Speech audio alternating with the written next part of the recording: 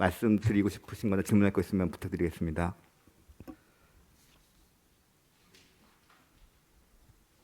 세 분 강의 잘 들었습니다. 저 백주열 쌤한테 여쭤볼 게 있는데요.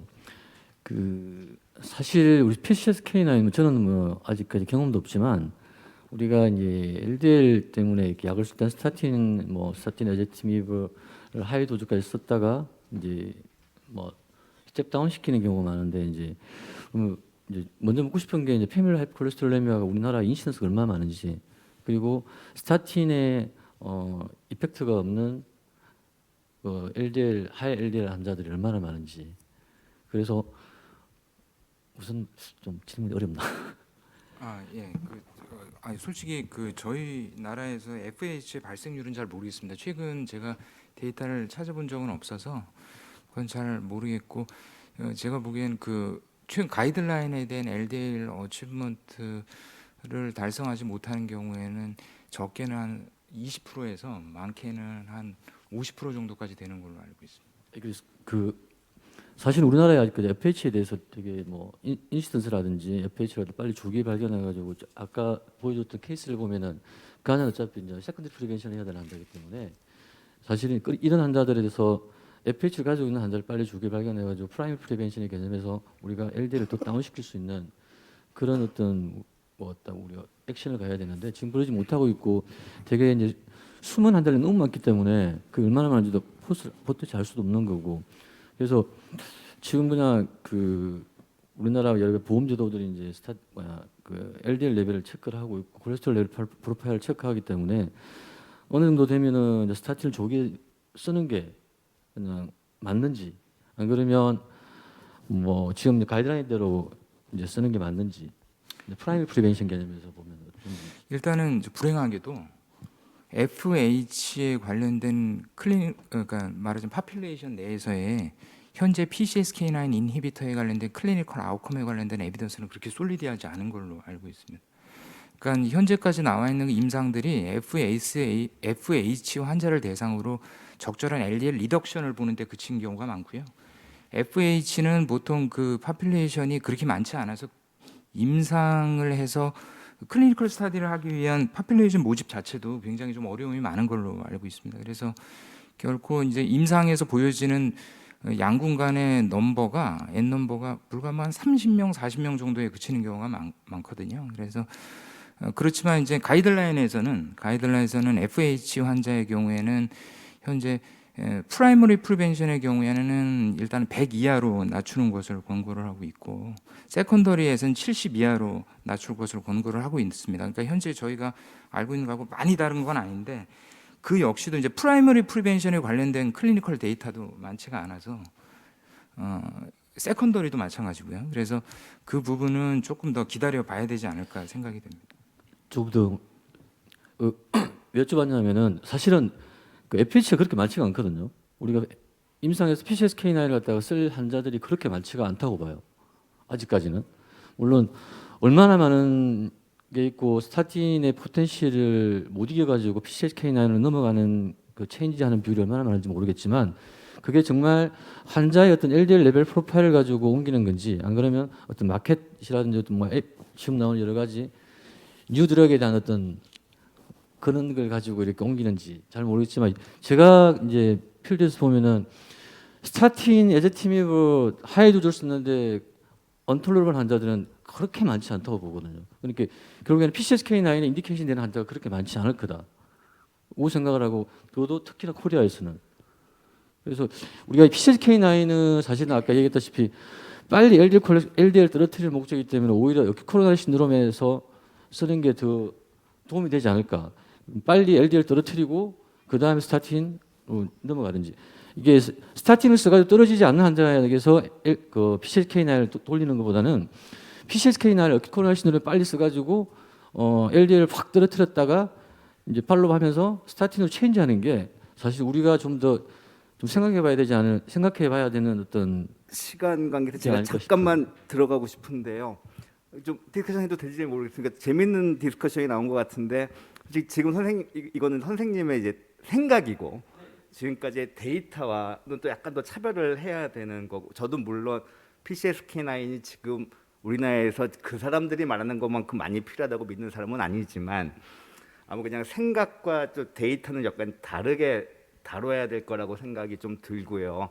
저도 아마 그걸 한번 물어보고 싶은데 시간이 허락된다면은 아마 지금 인디케이션이나 가이드라인 다 알고 있지만 여러 필드에 계신 선생님들이 느끼시는 인디케이션 나는 이럴 때 PCSK9으로 바꾼다. 뭐 이제 다 다르실 거라고 믿습니다만 나중에 그런 얘기를 한번 모아봐도 재미있을 것 같다는 생각은 저는 듭니다. 그래서 죄송해요. 제가 말을 너무 잘라버렸는지 확 들어가 버리시네요. 질문을 안 받으시고. 아닙니다. 저는 이제 혹시 다른 선생님들 혹시 말씀하시거나 추가해 주신 말씀 있으신가요? 예, 저 서울성모병원의 최영입니다. 제가 시간이 많이 된 것 같은데 저 스튜디오에 나왔으니까 문동균 선생님께 한 가지만 질문을 좀 드리겠습니다. 엔트레스토에 대해서 좋은 강의 잘 들었습니다. 사실 에피커시에 대해서는 이미 클래스 1이고 별로 이견이 없을 것 같은데 약을 쓸지 말지 결정이 되는 건 에피커시보다는 세이프티에 더 결정이 많이 되는 것 같습니다. 별로 부작용 많이 없다고 돼 있긴 한데 막상 써보면 저혈압이나 ARF, 하이퍼칼레미아 또 스피로노락톤을 같이 쓰고 있는 경우가 많기 때문에 이런 환자들을 때때로 경험을 하게 되는데요.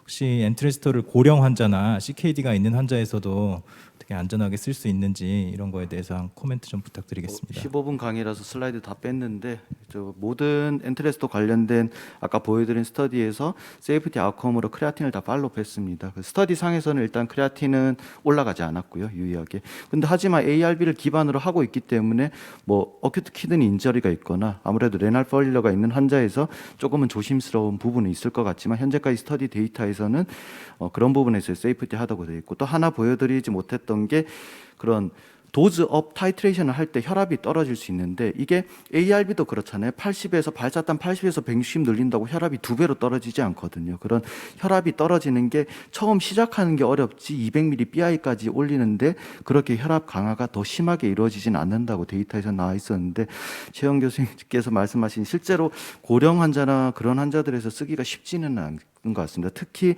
어큐트 코로너리 신드롬이 발생해서 뭐 카디오제닉 샥이나 그런 환자는 당연히 못 쓸 거고 초반에 뭐 시스톨릭 BP가 90, 100 간당간당한데 오히려 엔트레스토를 써서 코로너리 퍼퓨전을 더 떨어뜨리지 않을까에 대한 컨선도 있고 그래서 굉장히 조심스럽게 조금 스테빌라이제이션 돼서 가능한 빨리 투여하는 전략을 세우는 게 어떨까 개인적으로 생각이 듭니다. 온라인에 계신 여러 선생님들 혹시 말씀해 주실 거 없으실까요? 예, 선생님 말씀해 주십시오. 네. 울산대병원 안서희입니다. 저는 마지막 발표자인 김찬준 선생님께 좀 질문이 있는데요. 사실 페리페럴 아터리 디지즈 있는 환자에서 증상 개선을 위해서 저희가 실로스타졸이라는 약제를 많이 사용합니다. 또 실제로 약을 써보면 환자 증상이 많이 좋아지는데 바스큘라 도주의 리바록사반과 아스피린 조합이 환자의 아웃컴을 개선할 수 있고 페탈한 블리딩을 이렇게 늘리지 않는다는 면에서 강조해 주셨는데 만약에 실로스타졸을 쓰는 환자에 있어서 바스큘라 도주의 리바록사반을 어떤 식으로 임상에서 애드온 할 수 있는지 그게 좀 궁금합니다. 제 생각에는 사실은 이건 제 생각입니다.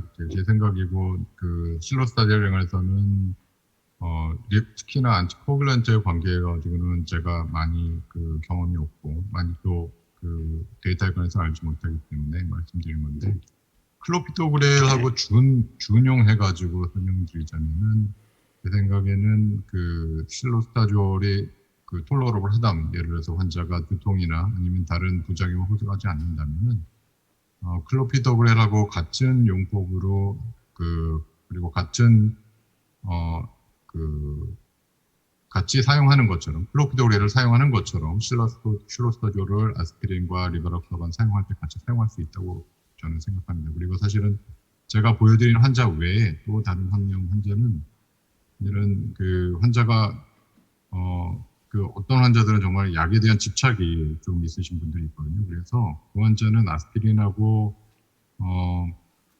실로스타졸을 쓰고 있었는데 그때 클로피도그렐로 제가 바꾼 걸로 언급했더니 제가 실로스타졸하고 리바록사반하고 컴바인한 거는 데이터가 제가 알고 있는 게 없어서 그랬더니 이제 그 실로스타제로 계속 아스피린하고 실로스타제라고 이제 리바록사론을 같이 썼을 때 전혀 블리딩의 리스크가 올라가지도 않았고 환자가 느끼는 편안한 정도나 아니면은 그 레임 이벤트나 이런 것들은 뭐 거의 증가하지는 않았던 것 같습니다. 그래서 아직까지는 그 곤란한 부분은 결국은 보험이 하고 관련된 부분일 텐데요.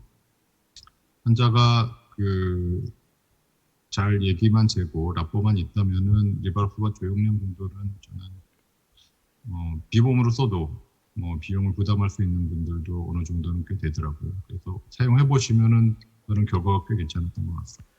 예, 뭐 또 궁금하신 게 많겠지만 시간이 많이 흘러서 이번 세션 여기서 끝나도록 하겠습니다.